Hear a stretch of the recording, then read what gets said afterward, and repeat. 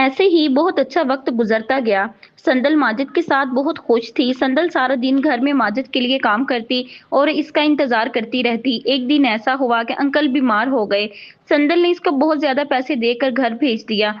Uncle बहुत शरीफ थे। उन्होंने कहा कि नहीं बेटा, मुझे ऐसे पैसे नहीं चाहिए। लेकिन संदल ने कहा, अंकल आप मेरे साथ इतना अरसा रहे हो, ये तो थोड़ी सी रकम ले लो, कुछ नहीं होता। मुझे बेटी समझकर पकड़ लो। बेचारे अंकल ने काफी बार मना किया, लेकिन संदल ने अपनी जिद पूरी की और अंकल को पैसे ही दे ही दिए।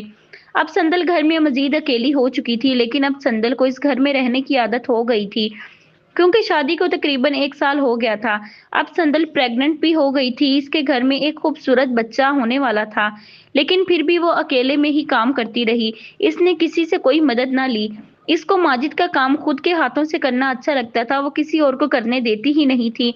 हालांकि माजिद ने इसको काफी बार कहा था कि कोई नौकर रख लो या किसी रिश्तेदार को अपने साथ रख लो, लेकिन संदल हर बार यही कहती कि नहीं माजिद, मैं किसी को आपका काम करने नहीं दे सकती।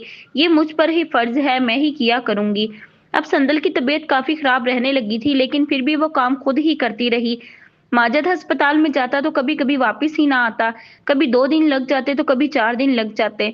संदल सारा सारा दिन काम करती, सारी सारी रात इसका इंतजार करती रहती, लेकिन माजिद इतना मसरूफ होता कि वो संदल को एक कॉल करके इसका हाल भी ना पूछता। हालांकि जब संदल इसको कॉल करती तो वो कहता था कि आप मुझे खुद कॉल ना किया करो, जब मैं फ्री हो जाऊंगा मैं खुद ही कर लिया करूंगा। संदल माजिद को बहुत ज्यादा मोहब्बत करती थी। वो माजिद की हर बात को दिल से तस्लीम करती थी और इसको माजिद पर आंख बंद करके यकीन था। लेकिन वो संदल के लिए बहुत मुश्किल वक्त था, क्योंकि वो प्रेग्नेंट थी और साथ में सारा दिन घर में काम करती थी और माजिद भी इसको वक्त नहीं देता था। बस वो यही सोचकर खुश हो लिया करती कि माजिद मुझसे इतनी मोहब्बत करता है और इसका बच्चा मेरे पेट में है। वो अक्सर अपने होने वाले बच्चे के साथ बातें किया करती थी और अपने बच्चे को कहा करती कि मैं अपने बच्चे को माजिद से भी बड़ा डॉक्टर बनाऊंगी। संदल माजिद के साथ इतना मुखलिस थी कि इसने शादी के बाद गैर महरम को देखा तक नहीं था और ना ही इसने कभी किसी गैर महरम की आवाज सुनी थी। इसने अपने आप को घर में कैद रखा हुआ था, हालांकि इसकी अभी भी इतनी ज्यादा उम्र नहीं थी। और दूसरी तरफ इसकी बड़ी बहन आमना बहुत ज्यादा जुल्म बर्दाश्त करती थी और इसको ये जुल्म सहते हुए 1 साल हो चुका था। मुदस्सर और इसकी बहनें इस पर इतने जुल्म किया करती थी कि मैं यहाँ पर लिख भी नहीं सकती। एक दिन आमना ने तंग आकर इनको कहा कि मैं अपने घर जाऊंगी और वहां जाकर आप सब पर केस करवा दूंगी। जो जो मेरे साथ जुल्म हुआ है, मैं इस सब का बदला लूंगी। मुदस्सर और उसकी बहनों से ये बात बर्दाश्त ना हुई और इनको डर लगने लगा कि कहीं सच में ये अपने घर ना चली जाए और हम पर केस ना करवा दे। तो इन्होंने इस केस के डर की वजह से आमना को घर से बाहर तक जाने नहीं दिया और इसको कमरे के अंदर बंद कर दिया। आमना को कई दिन खुराक ना देते, इसको कहते कि अब बताओ घर जाओगी, हम पर केस करवाओगी। आमना का ससुर और उसका शोहर इस पर बहुत ज्यादा जुल्म किया करते थे। इसका शोहर ये सब कुछ अपनी आंखों से देखता था। उसका ससुर आमना को बहुत गंदी गंदी गालियां देता था। आमना के पास घर में राब्ता करने के लिए कुछ भी नहीं। बेचारी आमना इनके पांव पकड़ती, इनके सामने हाथ जोड़ती थी कि मुझे माफ कर दो, मैं कहीं भी नहीं जाऊंगी, मैं इधर ही रहूंगी, आप सबके काम किया करूंगी, आपकी नौकर बनकर रहा करूंगी, लेकिन मुझे इस कमरे से निकाल दो। मगर इसकी कौन सुनता था। मुदस्सर की बहनें आमना पर आए दिन नया जुल्म करती थीं और वो मुदस्सर को लालच देती थीं कि आपको इससे भी खूबसूरत लड़की लेकर देंगे और आपकी शादी बहुत धूमधाम से करेंगे। मुदस्सर इसलिए चुप रहता था, वो अपनी बहनों के आगे नहीं बोलता था और ना ही इनसे कहता कि आमना पर जुल्म बंद कर दो। गर्मियों के दिनों में भी वो आमना को कमरे में बंद रखते। हालांकि इस कमरे में इन्होंने आमना को बंद करके रखा हुआ था, जिसमें ना तो पंखा था और ना ही बिजली थी। आमना बगैर पंखे के वहां पर रहती, गर्मी बर्दाश्त करती और सारा सारा दिन रोया करती थी। लेकिन इसके रोने की आवाज किसको सुनाई देनी थी। सबके सब जुल्म कर करके अंधे और बहरे हो चुके थे।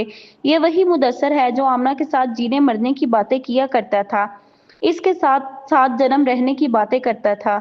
ये वही मुदस्सर यानी इसका शोहर है जो शादी से पहले आमना का इतना ख्याल रखता था कि अगर आमना को बुखार भी होता था तो सारी सारी रात आमना से प्यार से बात करता था। अब आमना को एहसास हो रहा था कि इसने माँ बाप को जलील किया था। आज इसको सजा मिल रही थी। आज वो इतना मजबूर हो गई थी कि अपने घर में किसी के साथ राब्ता भी नहीं कर सकती थी। बहुत ज्यादा परेशान थी वो और शर्मिंदा भी थी।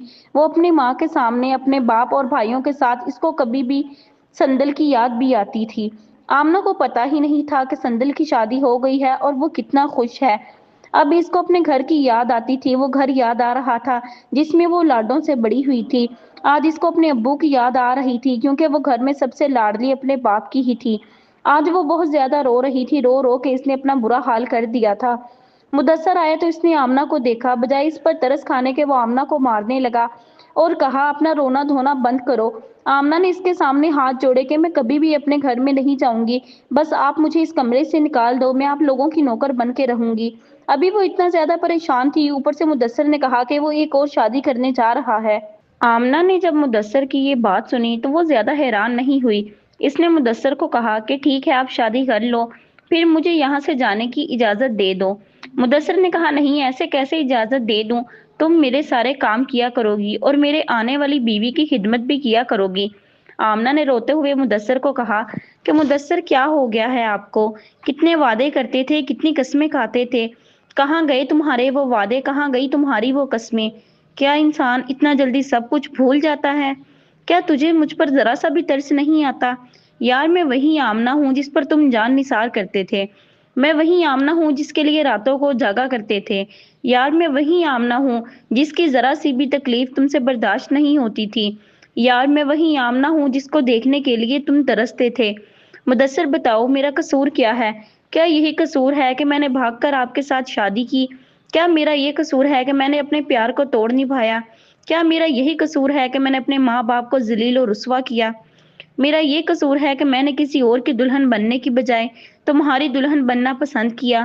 آمنہ کے رویے پر مدثر کو مزید غصہ آ گیا اور اس نے کہا کہ بکواس بند کرو، مجھے سب کچھ یاد ہے۔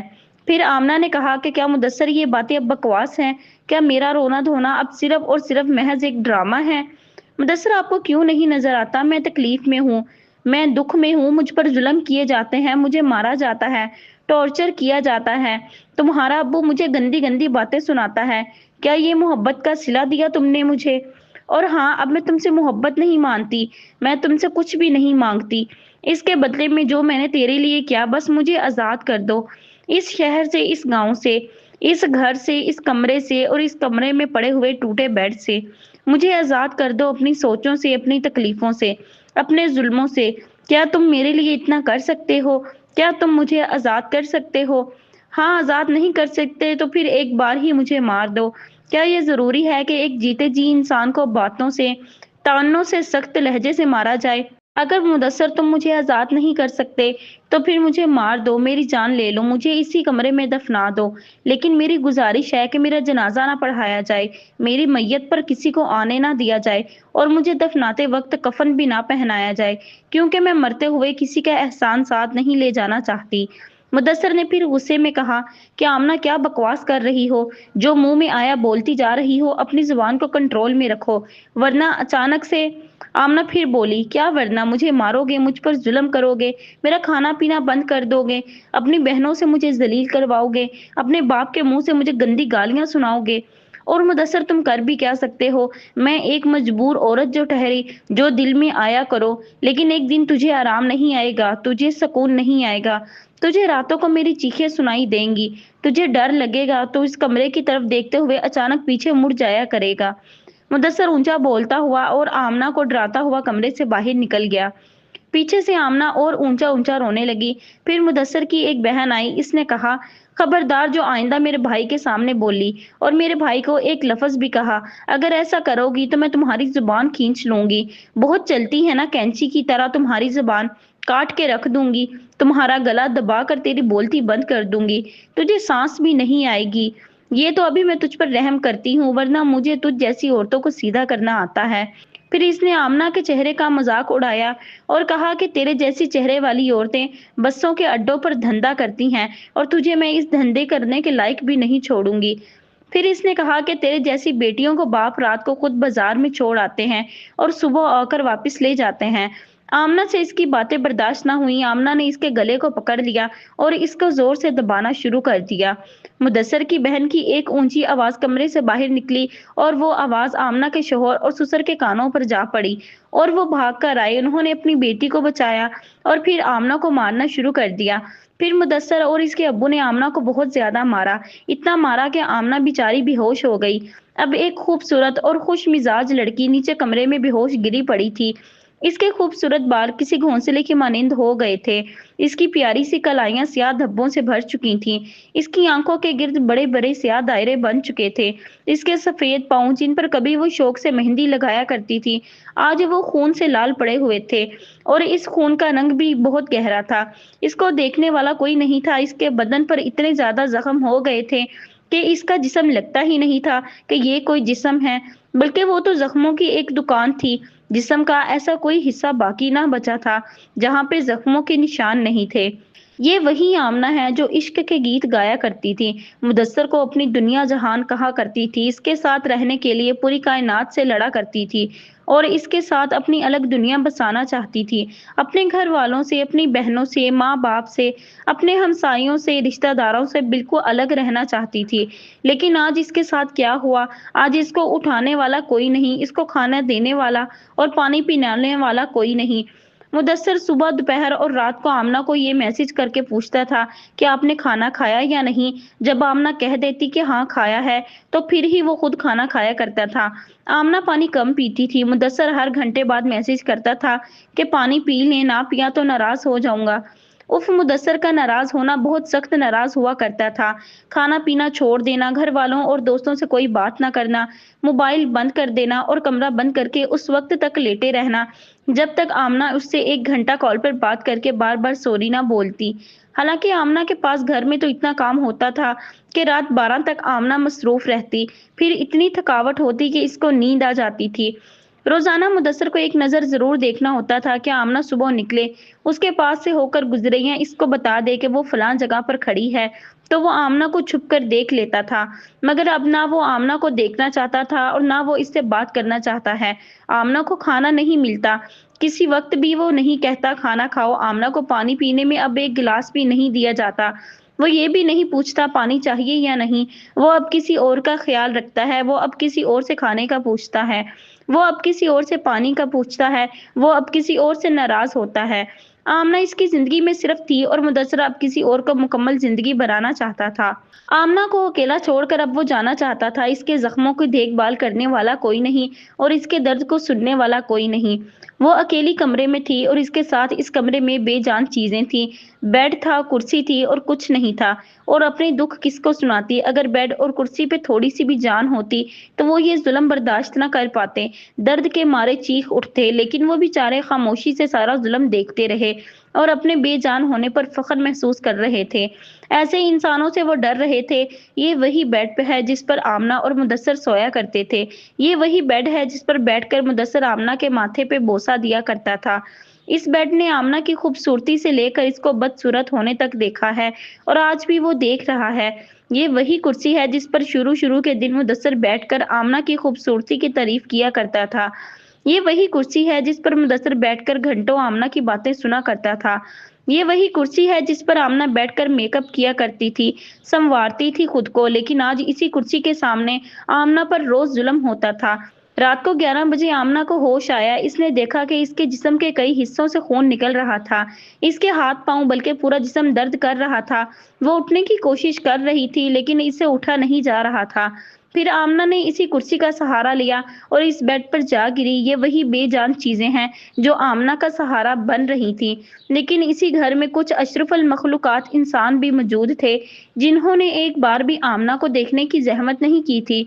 आमना ने अब अपनी आंसुओं भरी निगाहों को खुदा की तरफ उठाकर कहा कि ऐ खुदा, किससे गिला करूं? बस ऐसे ही वक्त गुजरता गया। आमना पर जुल्म होते रहे। इधर संदल माजिद के साथ काफी ज्यादा खुश थी और वो अब अकेली घर में थी। इतना बड़ा महल था, इस महल की अकेली वो रानी थी। इसमें कोई नौकर नहीं था, कुछ नहीं था, बस वो अकेले ही राज करती थी। अब वो इतना अकेली हो चुकी थी कि माजिद भी इसको कभी कभी मिलने आता था। इसके पास कोई भी नहीं होता था। हालांकि इसके घर बेटा पैदा होने वाला था, वो अस्पताल तक भी मुश्किल से जा पाती थी।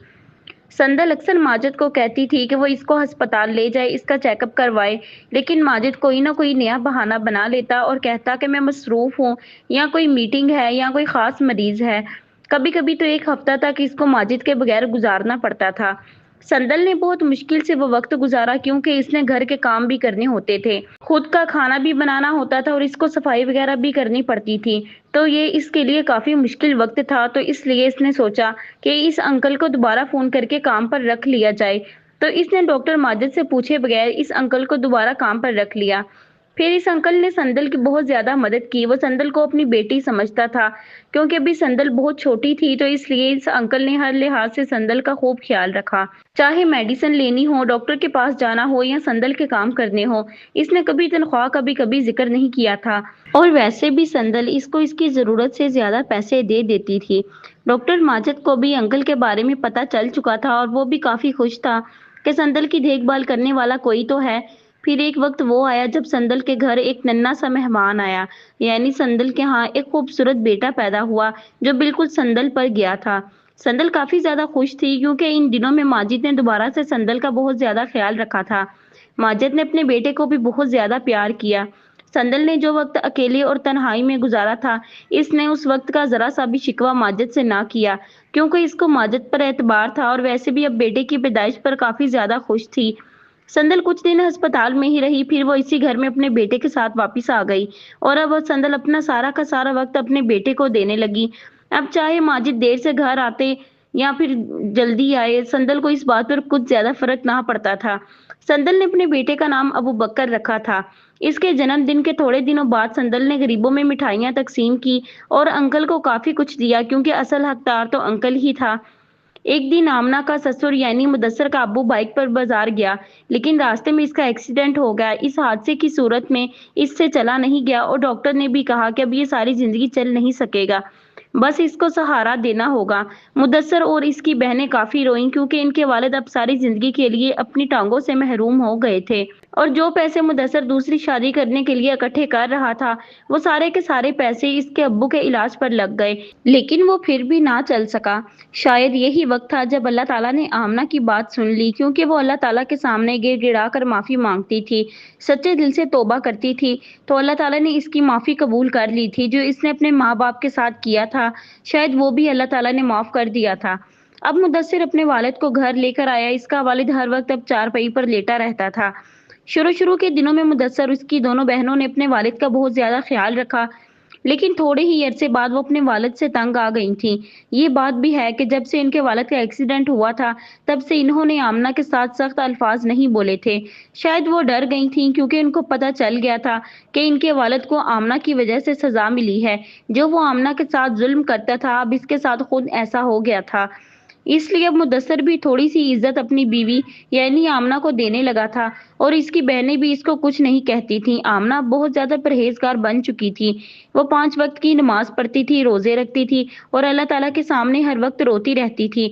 वो इतनी परहेजगार बन गई थी कि इसने अब कभी सर से दुपट्टा भी नहीं उतारा था। अब आमना अपने ससुर का भी बहुत ज्यादा ख्याल रखती थी, हालांकि इसकी अपनी औलाद इसको एक गिलास पानी तक ना देती थी, लेकिन आमना इसको 3 वक्त का खाना बना कर देती, इसके कपड़ों को धोकर इस्त्री भी खुद करती थी। आमना के साथ इसका ससुर बहुत बुरा सलूक किया करता था, लेकिन आमना वो सब कुछ भूलकर अपने ससुर की इज्जत करती थी। कभी-कभी इसका ससुर रोने लग जाता था और आमना से माफी भी मांगा करता था। जब आमना इसकी इतनी ज्यादा खिदमत करती थी, तो पुरानी यादों में खो जाता कि कैसे वो आमना को गंदी-गंदी गालियां दिया करता था। फिर वो ये सब सोचकर काफी शर्मिंदा होता था। आमना इसको अक्सर कहती थी कि आप माफी मांगकर मुझे शर्मिंदा नहीं किया करें, क्योंकि आप जो भी मेरे वालिद की जगह हैं, माजी में जो भी हुआ आप भूल जाएं, क्योंकि मैं वो सब भूल चुकी हूँ।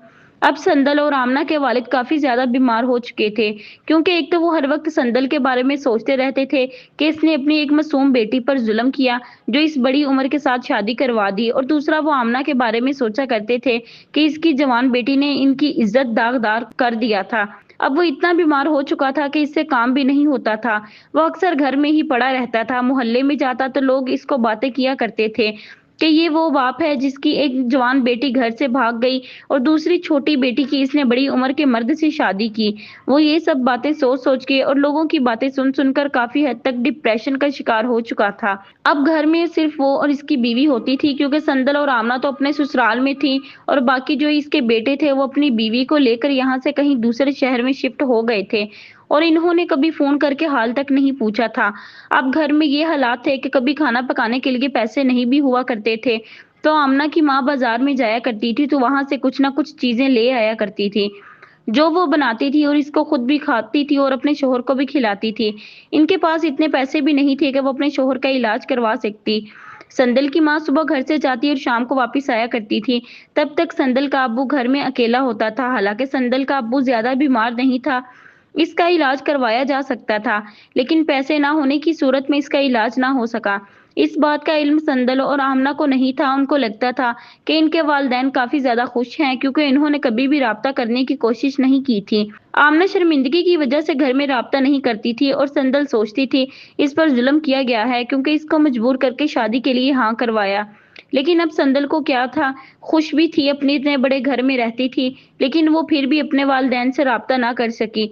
इसके बेटे भी ऐसे गायब हुए कि वो भी राब्ता ना कर सके। अब इनका वालिद अपनी ज़िंदगी के आखिरी दिन जी रहा था। वो अपनी औलाद की शक्ल तो दूर की बात, उनकी आवाज़ को भी तरस गया था। सबसे अहम बात ये थी कि वो इतने गरीब हो चुके थे कि इनके पास खाना खाने के लिए भी पैसे नहीं होते थे। चूँकि वालिद साहब काम नहीं कर सकते थे, तो इसकी माँ खुद बाज़ार में जाती थी, लेकिन वहाँ पर वो एक शख्स से मिला करती थी, जो इसको पैसे देता था और ज़रूरत की कुछ चीज़ें भी देता था। संदल की माँ घर में आकर कहती कि वो मेहनत वगैरह करती है और इसलिए पैसे कमा कर ले आती है। संदल का अब्बू इससे पूछा करता था कि इतने पैसे कहाँ से आते हैं, कौन से काम करती हो? लेकिन वो हर बार झूठ बोला करती थी, इसने कभी भी सच नहीं बताया था अपने खावंद को। संदल का अब्बू काफ़ी बार कहता था कि इसके बच्चों के साथ मिला दो या इनसे फ़ोन पर बात करवा दो, लेकिन इसकी बीवी जानबूझकर अपने बच्चों से राब्ता नहीं करवाना चाहती थी। वो चाहती ही नहीं थी कि बच्चों का राब्ता हो। संदल का अब्बू मज़ीद बीमार होता गया। इसकी बीवी सारा-सारा दिन घर से गायब रहती और रात को वापस आती थी। इसका खावंद सारा दिन बेचारा अकेला रहता और इसको पानी पिलाने वाला भी कोई नहीं होता था। पहले वो अपने घर में बच्चों को याद करता था, इनके लिए तरसता था, लेकिन अब वो बीवी का भी रास्ता देखता रहता था। ऐसा लगता था जैसे इसने अपनी बीवी को भी खो दिया हो। अब वो इसको बाहर जाने से मना भी नहीं कर सकता था, क्योंकि वो खाने के लिए पैसे ले आती थी। अगर वो मना कर देता था, वो शायद घर में भी भूखे ही रहते। इधर आमना मुदस्सर के साथ अब काफ़ी खुश थी। मुदस्सर अब सारी बातें आमना की सुना करता था, क्योंकि आमना इसके वालिद की बहुत ज़्यादा खिदमत करती थी। आमना मुदस्सर की बहनों का भी बहुत ज़्यादा ख्याल रखा करती थी। वो सारा का सारा दिन मोबाइल फ़ोन पर लगी रहती थी। आमना इनको ख़ुराब होता नहीं देख सकती थी, तो इसने मुदस्सर को कहा कि वो इनके रिश्ते करवा दे, फिर ये काम भी आप ही करो। फिर आमना ने इन दोनों से बात की, इनकी पसंद पूछी। पहले तो बता ही नहीं रही थीं, लेकिन फिर आमना ने इनसे काफ़ी बार पूछा। आखिरकार दोनों ने ही अपनी पसंद का बता दिया। आमना ने कहा कि वो जिनको पसंद करती हैं, इनको घर बुला लें, हम इनको रिश्ता दे देंगे। इनको तो यकीन ही नहीं हो रहा था, लेकिन आमना ने इनको यकीन दिलाया कि आपका भाई मान जाएगा। अब वो आमना से बहुत ज़्यादा खुश थे। आमना अब दुःख वाली ज़िंदगी से निकल चुकी थी, क्योंकि इसने बहुत सब्र किया था। इसने इस ज़िंदगी में आने के लिए बहुत सी कुर्बानियाँ दी थीं। अब संदल अपने घर में बस नौकर के साथ रहा करती थी, क्योंकि अबू बकर के जन्म के थोड़े दिनों बाद माजिद फिर से अपने कामों में मसरूफ हो गया था। अब वो ऐसा मसरूफ हुआ था कि कई दिन वो घर में ही नहीं आता था। वो बस पैसे भेज देता था और घर ही नहीं आता था। संदल भी अब ज्यादा माजिद से सवाल जवाब नहीं किया करती थी, क्योंकि इसके पास अबू बकर होता था। वो सारा का सारा दिन इसकी देखभाल में लगी रहती थी। अब अबू बकर पहले से ज़्यादा बड़ा हो गया था, इसको अब अपनी माँ की पहचान हो चुकी थी। एक वक़्त ऐसा भी आया कि माजिद को घर आए हुए 2 महीने से भी ज़्यादा वक़्त गुज़र चुका था। वो घर नहीं आ रहा था, अबू बकर की तबीयत भी ख़राब हो गई थी। लेकिन संदल बेचारी अकेले इसकी देखभाल करती रही। इसने माजिद को फ़ोन किया और माजिद को जब पता चला कि इसका बेटा बीमार है, तो वो जब घर में आया, फिर इसने संदल और अबू बकर का बहुत ज़्यादा ख़्याल रखा। अबू बकर के लिए वो बहुत ज़्यादा गिफ्ट भी लेकर आया था। माजिद ने काफ़ी वक़्त संदल के साथ गुज़ारा। संदल के जो सारे गिले-शिकवे थे, वो माजिद ने एक-एक करके उतार दिए थे। संदल भी बहुत ज़्यादा खुश थी, क्योंकि इसको माजिद जैसा ख़ावंद मिला। एक गरीब घराने की लड़की एक अमीरी वाली ज़िंदगी जी रही थी। इसने कभी सपने में भी नहीं सोचा था कि इसको ऐसी ज़िंदगी भी मिलेगी। खुशी की बात तो थी, क्योंकि आमना और संदल अपने-अपने घर में खुश थीं। इनके भाई भी खुश थे। लेकिन दुःख तो इस बात का था, इसका बाप बेचारा एक-एक पल मर-मर के जी रहा था। इसको पूछने वाला भी कोई नहीं था। इसकी बीवी बाजार के बहाने किसी और के घर में रहती थी। सुबह का वक्त था, संदल का वालिद जोर-जोर से खांसी कर रहा था। इसकी बीवी ने इससे पूछा कि क्या हुआ है? इसने कहा, मुझे सांस बहुत मुश्किल से आ रही है। मुझे लगता है कि आज का दिन आखिरी है। मैं आज के बाद इस घुटन भरी जिंदगी से आजाद होने जा रहा हूँ। इसकी बीवी ने कहा कि ऐसी बातें ना करो। संदल की माँ मगरमच्छ वाले आंसू बहा रही थी। संदल की माँ ने कहा, मैं आपके बच्चों से बात करवाती हूँ, उनको बताती हूँ। लेकिन संदल के वालिद ने मना कर दिया। इसने कहा कि मेरे बच्चे छोटे छोटे थे, सख्त सर्दी हुआ करती थी, तब दिल नहीं करता था कि बाहर जाकर मजदूरी कर सकूं। लेकिन जब मैं बच्चों के चेहरे की तरफ देखता था तो मैं मजबूत हो जाता था और जाकर मजदूर अड्डे में खड़ा हो जाता था। लोगों के मुंह की तरफ देखता था कि कौन वो शख्स होगा जो मुझसे मजदूरी करवाएगा। जब शाम को थका हारा घर आता था तो मैं अपने बच्चों को देखकर खुश हो जाता था। मैंने मेहनत जारी रखी, ना मैंने कभी सर्दी देखी, ना मैंने कभी गर्मी देखी, ना धूप देखी, ना छाँव देखी। मेरा जिस्म मज़दूरी करने के काबिल नहीं बचा था, लेकिन मैं करता रहा था। थका नहीं, हिम्मत नहीं हारी, बस अपने बच्चों को खुश देखना चाहता था, इनको जवान करके अपना सहारा बनाना चाहता था। लेकिन जब वो जवान हुए, वो अपने-अपने घरों में चले गए। मुझे जब अपने बेटों की सख्त ज़रूरत थी, तब वो अपनी बीवी-बच्चों के साथ मुझसे दूर चले गए। सुना था बेटियाँ माँ-बाप का सहारा होती हैं, लेकिन मेरी बेटियों ने मेरी कमर झुका दी। उन्होंने मुझे इतना दुःख दिया कि मैं उठने के काबिल ना रहा। फिर भी मैं इनका इंतज़ार करता रहा, लेकिन आज तक उन्होंने मुझसे राब्ता करने की कोशिश ना की। आज मुझे बहुत दर्द है, लेकिन मैं खुश भी हूँ, क्योंकि मुझे पता है इस दुःख और कमज़र्फ़ दुनिया से जाने का वक़्त हो गया है। मेरी ये वसीयत है कि मेरे बच्चों को मेरा मरा हुआ मुँह ना दिखाया जाए और उनको बताया भी ना जाए कि मैं इस दुनिया से रुखसत हो गया हूँ। मैंने सारी ज़िंदगी इनको खुश रखा, मैं नहीं चाहता कि अब जाते वक़्त भी इनको दुःख दूँ। इन लोगों को अपने-अपने घरों में खुश रहने दो। और दूसरी वसीयत ये है कि मेरी कब्र पर मेरे नाम की तख्ती ना लगाई जाए, ताकि मेरे बच्चों को मेरी कब्र का ना पता चले। मैं ये भी नहीं चाहता कि मेरे मरने के बाद वो मेरी कब्र पर आएँ। संदल की माँ इसकी बातों को गौर से सुन रही थी। वैसे भी वो तो चाहती ही नहीं थी कि इसकी औलाद कभी वापस आए। वो तो अपने खावंद के मरने का इंतज़ार कर रही थी। फिर वक़्त गुज़रता गया, संदल के अब्बू की तबीयत ज़्यादा ख़राब हो गई और फिर इसकी साँसें आना बंद हो गईं। संदल की माँ सब कुछ देखती रही, इसने बाहर से किसी को भी मदद के लिए ना पुकारा और फिर थोड़ी ही देर में संदल का अब्बू इस दुनिया से रुखसत हो गया। फिर संदल की माँ ऊँचा-ऊँचा रोती हुई बाहर बाज़ार में गई और कहा, लोगों मेरी मदद करो, मेरा शोहर नहीं बोल रहा। हालाँकि वो जानती थी कि इसका ख़ावंद इस दुनिया में अब नहीं रहा था। लोग भागकर घर आए तो इन्होंने देखा और संदल की माँ को बताया कि वो अब इस दुनिया में नहीं रहा। वो ऊँचा-ऊँचा रोती हुई कहने लगी कि मेरे पास इतना खर्चा भी नहीं कि मैं अपने ख़ावंद के लिए कफ़न खरीद सकूँ। फिर मोहल्ले के लोगों ने इसकी तदफ़ीन का सारा बंदोबस्त किया। अफ़सोस की बात ये थी कि इसके बच्चों को पता ही नहीं था कि इनका वालिद इस दुनिया में अब नहीं रहा। इधर संदल के अब्बू को दफनाया जा रहा था, उधर संदल अपने शौहर के साथ बाहर घूमने गई हुई थी। आमना अपने शौहर के साथ प्यार भरी बातें कर रही थी। इसके भाई पैसों के लालच में अपने-अपने कारोबार में मसरूफ थे। संदल की माँ की काफ़ी लोगों ने मदद की, लोगों ने इसको इमदाद दी और इसने वो सारी की सारी इमदाद उस शख्स को दे दी जिस शख्स से वो बाज़ार से चीज़ें लिया करती थी। इस शख्स का नाम अरशद था। संदल की माँ और वो एक ही गाँव में रहा करते थे। संदल की माँ की शादी होने से पहले वो अरशद से बहुत ज़्यादा मोहब्बत किया करती थी। इस वक़्त अरशद बहुत गरीब था और वो किसी की दुकान पर काम किया करता था। तब इसने बहुत कोशिश की थी कि संदल की माँ के साथ शादी हो जाए, लेकिन गरीब होने की सूरत में इसको रिश्ते से इनकार कर दिया गया था। इस गुर्बत ने अरशद से इसकी मोहब्बत छीन ली थी। अब वो और इस गुर्बत में रहना नहीं चाहता था। इसने अपने ज़हन में ये बात रख ली थी कि वो हर हाल में अमीर बनेगा और फिर संदल की माँ की शादी संदल के बाप से हो गई थी। तब अरशद बहुत उदास रहा करता था। इसने अपने घर वालों के कहने के बावजूद भी किसी और से शादी नहीं की थी। इसने अपना कारोबार जारी रखा। इसने बहुत ज़्यादा मेहनत की, फिर एक छोटी जूतों की दुकान बनाई। इस बाज़ार में जिसमें संदल की माँ कभी जाया करती थी। संदल की माँ ने इसको काफ़ी समझाया था कि अब वो इसको भूल जाए और किसी और के साथ शादी कर ले। लेकिन अरशद हर सूरत-ए-हाल में शादी सिर्फ़ और सिर्फ़ संदल की माँ से करना चाहता था। लेकिन अभी इसके साथ शादी करना बहुत मुश्किल था, क्योंकि वो बच्चों वाली थी और ऊपर से संदल भी इस वक़्त घर में थी, आमना भी घर में थी और इसके बच्चे भी थे और ख़ास तौर पर इसका शौहर भी अभी घर में मौजूद था। लेकिन थोड़े ही अरसे में ऐसा हुआ कि आमना घर से चली गई और संदल की शादी माजिद के साथ हो गई और जो इसके 2 बेटे थे वो किसी और शहर में चले गए और ऊपर से इसका शौहर भी बीमार हो गया। अब संदल की माँ जाती तो किसके पास जाती, क्योंकि इसके पास खाने के लिए कोई सामान नहीं हुआ करता था। तो इसको किसी की मदद की ज़रूरत थी, तो संदल की माँ बाज़ार में अरशद के पास जाती थी।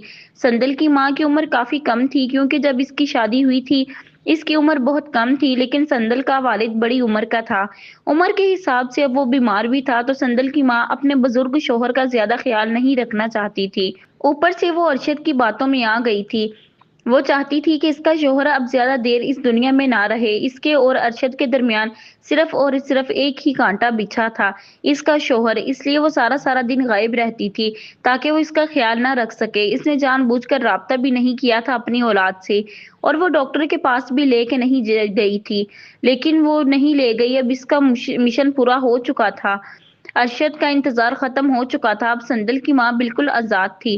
اس نے اپنے شوہر کے مرنے کے بعد اپنا گھر چھوڑ دیا تھا، اور تھوڑے ہی عرصے بعد اس نے ارشد کے ساتھ شادی کر لی۔ اب جس گھر میں کبھی رونقیں ہوا کرتی تھی، اس گھر کو تالا لگ چکا تھا۔ جس گھر میں کبھی اتنی زندگیاں ہوا کرتی تھیں، آج اس گھر میں کوئی ایک فرد بھی نہیں رہتا تھا۔ محلے کے لوگ لوگوں کو ہدایت کرتے تھے، اس گھر کے پاس سے بھی نہ گزرو، کیونکہ اس گھر میں جنوں کا سایہ رہتا تھا۔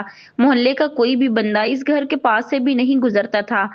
پھر ارشد کے کہنے پر سندل کی ماں نے اس گھر کو کسی اور شخص کو بالکل سستے میں بیچ دیا۔ اب اس محلے سے وہ خود تو جا چکی تھی، اور ساتھ ہی ساتھ گھر بھی اس نے سیل کر دیا تھا۔ اب اس گھر میں کسی اور نے رہائش رکھ لی تھی۔ اس گھر کے دروازے ہمیشہ کے لیے سندل، آمنہ اور ان کے بھائیوں کے لیے بند ہو گئے تھے۔ یہ سننے میں اور پڑھنے میں بہت آسان لگتا ہے کہ ایک گھر بیچ دیا گیا، حالانکہ اس کی گہرائی بہت بڑی ہے۔ جس گھر میں کبھی سندل کھیلا کرتی تھی، جس گھر میں کبھی اپنے باپ کے کندھوں پر بیٹھا کرتی تھی، جس گھر میں سندل کے بھائی آپس میں جھگڑا کرتے تھے، آج وہ گھر کسی اور کے پاس جا چکا تھا۔ اللہ پاک گھروں کو آباد ہی رکھے، ورنہ ویران گھروں میں بہت خوف ہوا کرتا ہے۔ اور اس گھر کی بربادی میں تو سندل کے ابو کے آنسو، سندل کے آنسو اور آمنہ کے آنسو بھی شامل تھے، اور اوپر سے اس کی ماں کی چالاکیاں بھی شامل تھیں۔ تو سب لوگوں نے اپنے اپنے گھروں میں خوش تھے، تو کیا ان کا والد بھی قبر میں خوش تھا؟ یہ ایک سوال مرتے دم تک رہے گا۔ اور دوسرا سوال یہ تھا کہ اس گھر کے کس افراد کے ساتھ زیادتی ہوئی؟ سندل کے ساتھ، آمنہ کے ساتھ، اس کے بھائیوں کے ساتھ، اس کی ماں کے ساتھ، یا اس کے والد کے ساتھ؟ یہ سوال بھی ہمیشہ رہے گا۔ اب سندل کے ابو کو فوت ہوئے کافی عرصہ بیت گیا تھا۔ اس کی ماں ارشد کے گھر میں خوشی سے رہ رہی تھی۔ ادھر آمنہ کے پاس بھی اب ایک بیٹی تھی، اور مدثر کی دونوں بہنوں کی شادی ہو چکی تھی۔ اس گھر میں مدثر، آمنہ، اس کا سسر اور ان کی بیٹی تھی، اور اب سندل کا بیٹا ابو بکر بھی بڑا ہو چکا تھا، اور سندل کو اللہ تعالیٰ نے ایک اور بیٹی سے بھی نواز دیا تھا۔ اب سندل کے پاس دو بچے تھے، ایک ابو بکر اور دوسری اس کی بیٹی لاریب۔ ڈاکٹر ماجد نے اپنی بیٹی کی پیدائش ہونے کے وقت تک سندل کا بہت زیادہ ساتھ دیا، لیکن اس کی پیدائش کے تھوڑے ہی دنوں بعد ڈاکٹر ماجد پھر سے غائب رہنے لگا تھا۔ اس بار وہ بہت کم خرچہ دیا کرتا تھا۔ جب سندل اسے پیسے مانگا کرتی تھی تو وہ بہت ہی بد اخلاقی سے جواب دیتا تھا کہ میں کہاں سے لے کے آؤں پیسے، جتنا کام کرتا ہوں اتنے ہی مجھے پیسے ملنے ہیں۔